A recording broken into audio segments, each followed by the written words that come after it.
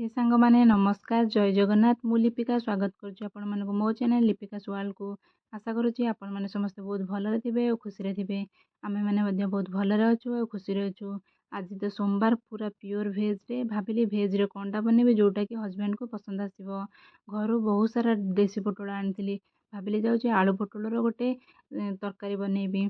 हेतिपई देखंतु मुझे आलू पोटल काटी भल भाबरे परिष्कार कर धोई नेछि एवं ये दुईटी बड़ साइज्र पिज को मुझे सरू सरू कर लंबा लंबा कर काटि नौची।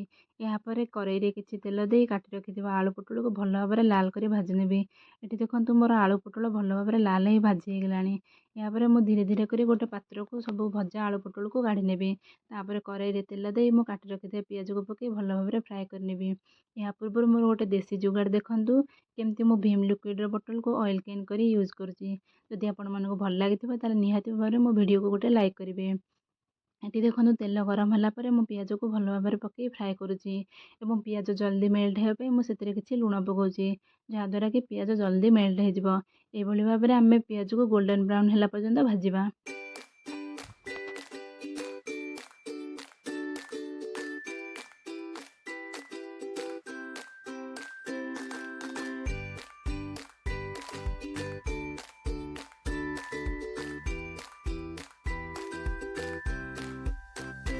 ये देखो मो पिज प्रायतः गोल्डन ब्राउन हो गलानी से किसी हल्दी पाउडर किसी काश्मीरी लाल मिर्च पाउडर और छेची रखि अदा रसुण को पकई भल भाव में कषई नेबी।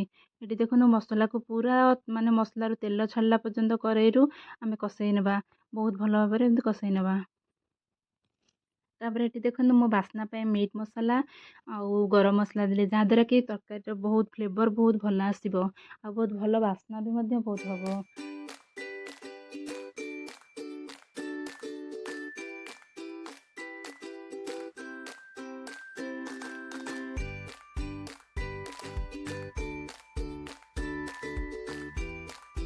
ये देखो मोर मसला पूरा कषई होगला से मुझे भजा आलू पोटल पकई आउ थे बहुत भल भाव में कषई नेबी जहाँद्वारा कि तरकारी बहुत लाल देखा खावाई भी बहुत टेस्टी लगे।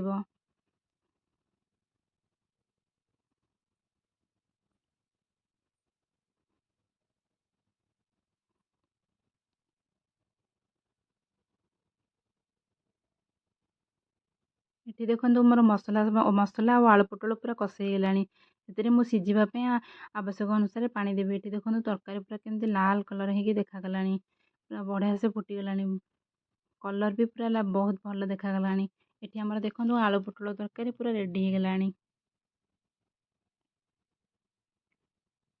आज लंच रे थिला भात डाली आलू पोटल तरकारी झुड़ंगा आलू भजा पांपड़ काकुड़ी लुण लंका प्याज बास। जदि आपण मानक भिडियोटी मोर भल लगी निहाती भाव में मो वीडियो को लाइक करेंगे शेयर करेंगे कमेंट करेंगे और जब चैनल नुआ अच्छे चैनल को सब्सक्राइब करने को जमा भूलें।